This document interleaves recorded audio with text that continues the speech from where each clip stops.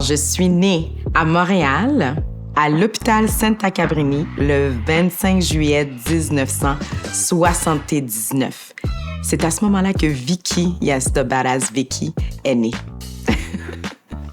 Vicky, c'est Vicky quand même aujourd'hui qui a évolué. Mais par contre, Vicky, elle était une jeune fille qui était très, toujours dynamique, comme vous pouvez le voir, qui avait toujours beaucoup d'énergie, très enjouée par la vie, mais je te dirais que j'étais extrêmement rêveuse. Puis je pense que c'est ce qui a été une des clés, parce que j'ai toujours vu ma vie comme un genre de mood board.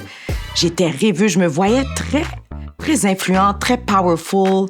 Je me voyais avoir des boutiques, mais sans trop y comprendre le sens. Je faisais juste rêver. Je voyais ce qui se passait à la télévision.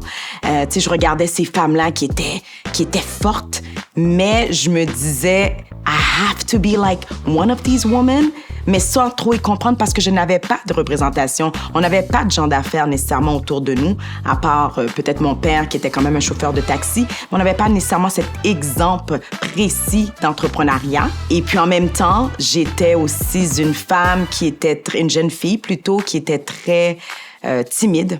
J'avais un grand manque de confiance, donc j'avais les deux extrêmes qui faisaient en sorte que j'arrivais dans des endroits, j'avais une belle énergie, mais en même temps, j'osais pas trop divulguer mes opinions aux gens de peur de déplaire, parce que j'adore plaire les gens et ça reste aujourd'hui.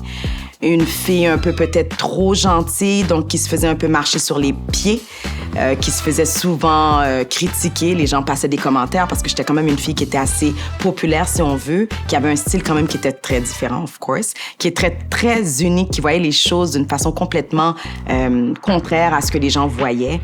Donc souvent, je me faisais un peu critiquer par moments. Mais ça m'a pris plusieurs années avant de conquérir cet obstacle qui était en moi, un blocage, un gros blocage. C'est un des gros secrets que je commence à parler, mais ça a été un de mes gros secrets.